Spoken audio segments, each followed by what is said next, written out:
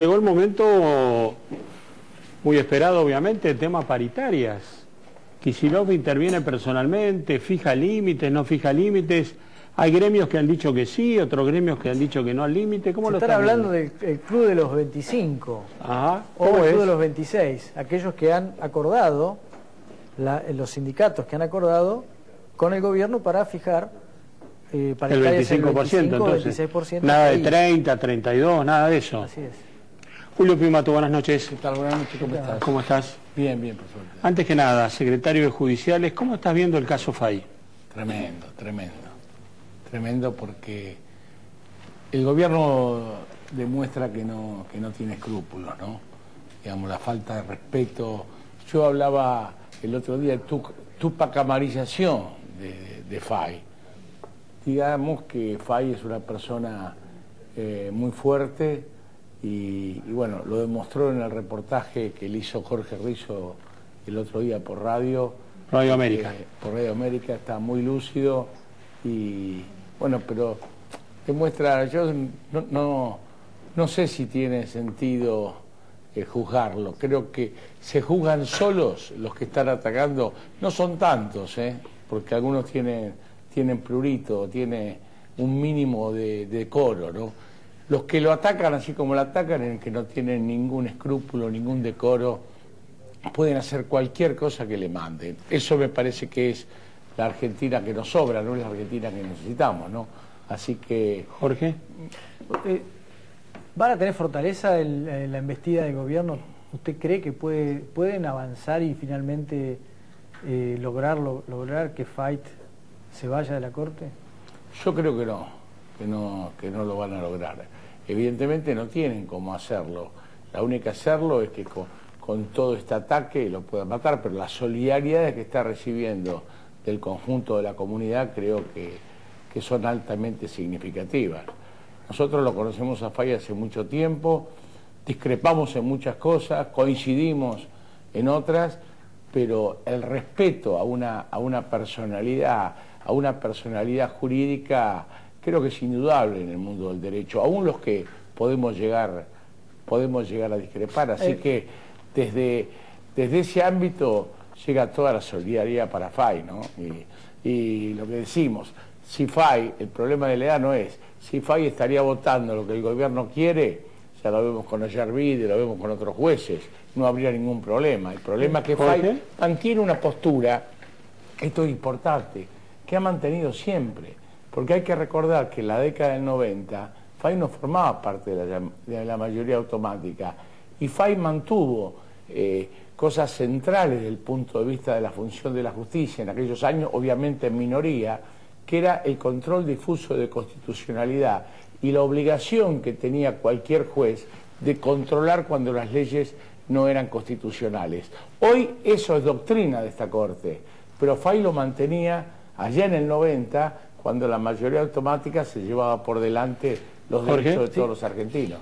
Por supuesto que son contextos completamente distintos. En enero ustedes, a partir del caso Nisman, organizaron una tremenda movilización con impacto político muy fuerte. ¿No están pensando algo similar para salir en defensa de FAI? No, porque creo que no tienen condiciones de sacarlo a FAI. Aquello era un magnicidio, ¿no? Fue la muerte de un fiscal de la Nación, el regreso a la violencia política. Nadie se ocupó de darle el homenaje que merecía él y su familia, ¿no? Porque en el fondo murió por cumplir con su función. Y nosotros entendimos que había que hacer un homenaje, era debido, porque uno que espera de la justicia, que no importa quién sea el imputado, los jueces y fiscales tengan coraje cívico, que respeten la Constitución, porque lo que piensa el conjunto de los argentinos es que la justicia mira de acuerdo a la cara del cliente. Si es un poderoso, ya con más respeto. Si es un ciudadano común, le tiran los galgos encima. Y creo que ese sentir que está en la ciudadanía, creo que hay que empezar a respaldarlo, y la justicia que necesitamos, que necesita muchos cambios esta justicia, obviamente no son en el camino que marca el gobierno. Fíjate vos, ahora está en marcha un proceso de reforma al Código Procesal Penal. Obviamente nosotros sí estamos en lucha con eso, porque no está garantizada la carrera administrativa de miles de trabajadores, pero ese cambio a un sistema acusatorio que todo el mundo comparte se hace con una premura y de una forma que posiblemente termine en un fracaso. Un solo punto te digo, hasta el mismo mentor de este sistema, que es el doctor Binder, dijo cuando se discutía el código el año pasado que el talón de Aquiles de esto era la concentración de poder del Ministerio Público Fiscal. Gil Carbó, digamos, traduzcamos, Gil Carbó. Gil Carbó o el procurador que sí. venga, ¿no?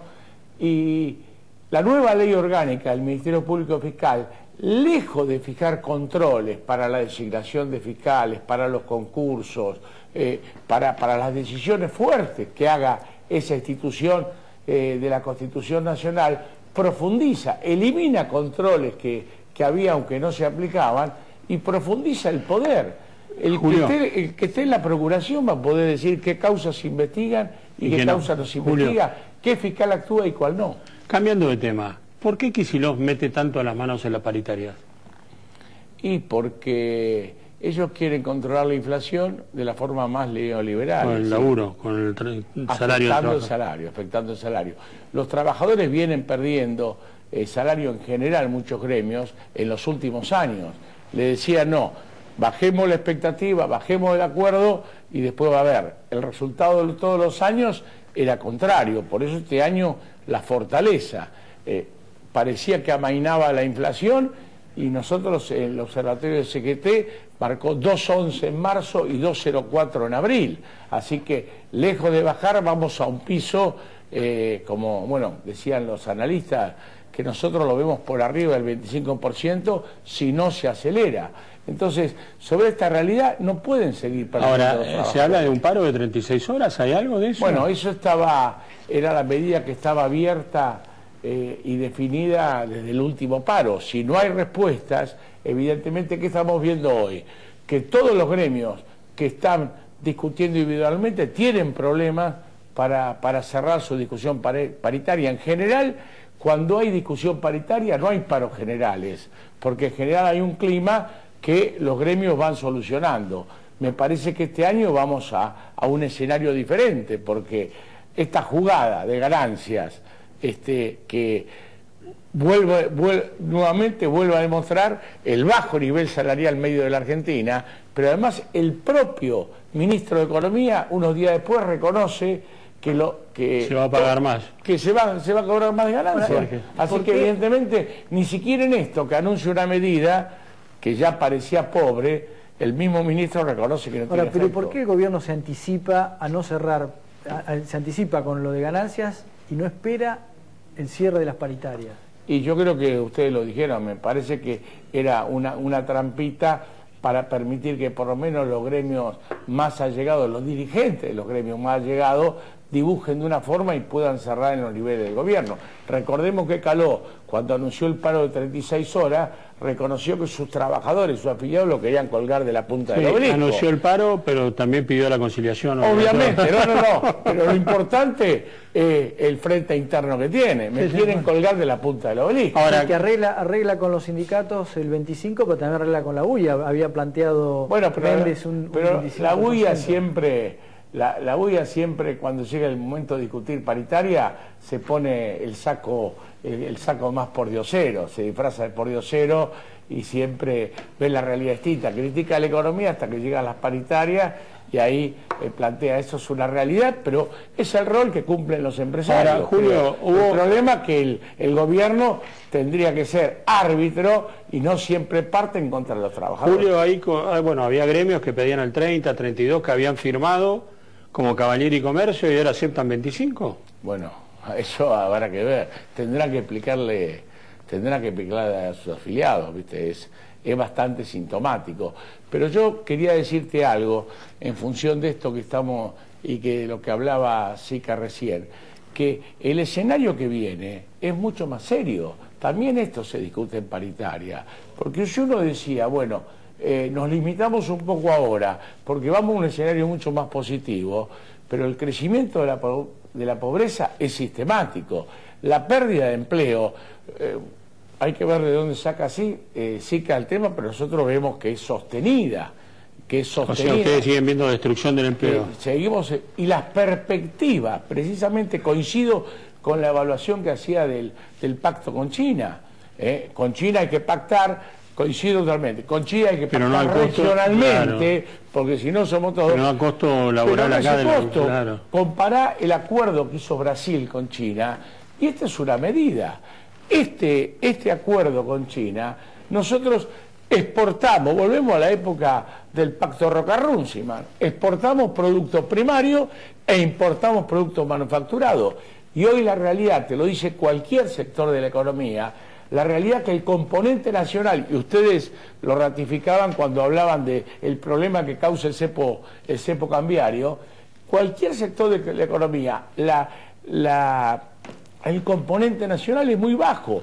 Con este pacto, con pacto de este tipo, directamente el valor agregado en el trabajo va a desaparecer, y nosotros estamos financiando trabajo chino, perdiendo trabajo argentino. ¿El interlocutor de ustedes ahora es Kicillof o es Tomada? No, no tenemos interlocutor nosotros. Por eso pero no hablan con alguien, no hablan y se habló, los del transporte hablaron. A nosotros no nos reciben, digamos, a Moyano. Pero nosotros no tenemos problema. Planteamos las cuestiones en todos los ámbitos, y que las buenas noticias, si hay, se las den a cualquiera. Los que están esperando son los trabajadores. Bueno, pero, si no hay respuesta, se va a ir a la lucha. Julio, buena noticia sería un salario arriba del 30% de aumento. Pero por supuesto. No 25 ni 24. Y con el mínimo no imponible, que esté por lo menos en 8.000 pesos. Hoy 8.000 pesos, y muchos dicen que nos quedamos cortos, 8.000 y algo, es lo que se necesita para no ser pobre en la Argentina. Entonces, un salario que no te permita acceder a lo mismo que un jubilado cobre 3.800 pesos, es un verdadero disparate en la Argentina. Bueno, yo le diría a los que defienden... La canasta del jubilado, 7.000 y pico, calculado claro, por el... pero por supuesto, yo diría a los que defienden este nivel salarial, que vivan unos meses con ese salario y después me cuentan cómo hacen. Pero realmente, digamos, es risible, porque vuelvo a decir, todos dicen, no, ustedes se preocupan de la minoría que paga ganancia. No, los que se preocupan que pagan ganancias son esos trabajadores. Y generalmente en la historia de los trabajadores en el mundo y en la Argentina también, los mejor pagos son los que luchan más porque tienen dignidad. Yo siempre le digo, el cordobazo, ¿quiénes lo hicieron? Los desposeídos de Córdoba, no, fueron los gremios mejor pagos de la Argentina. Los gremios metalúrgicos y de mata, sí señor. Los mejor pagos de la Argentina. A ver, Jorge. En el caso hipotético de que se desencadene o que se termine en un paro por la falta de acuerdo con las paritarias, ¿se puede sumar allí Caló y eso podría encolumnarse, encaminarse hacia una unidad dentro de la Secretaría? Bueno, para nosotros lo mejor que la unidad se dé cuanto antes, se dé antes de las PASO, que no sea una especulación en función de la cara del próximo presidente, porque los reclamos de los trabajadores son los mismos, gane quien gane las elecciones en Argentina. A lo que nosotros nos gustaría, lo que vos hablás al principio, que dice los sectores de poder quieren que se junten los opositores. Nosotros lo que nos gustaría es que todos definan de la agenda social lo que van a hacer, que puedan coincidir en eso, y lo que vote la gente definitivamente sea a quién le creen más que va a llevar ese plan mínimo. Porque vuelvo a decir, se habla del problema cambiario, del problema... pero la bomba social, si no es que salimos con todo bien, el próximo presidente, si se plantea un ajuste en un tema, no va a poder ajustar en la parte social, porque ahí se le va a estallar. Entonces, es muy delicado el panorama de cómo se despide este gobierno. Entonces, antes de las PASO, ¿podría haber acuerdo sindical? ¿Un acuerdo de unidad sindical? Sería de esperar, no Julio, sé si va a haber. Gracias por haber venido. Un gusto,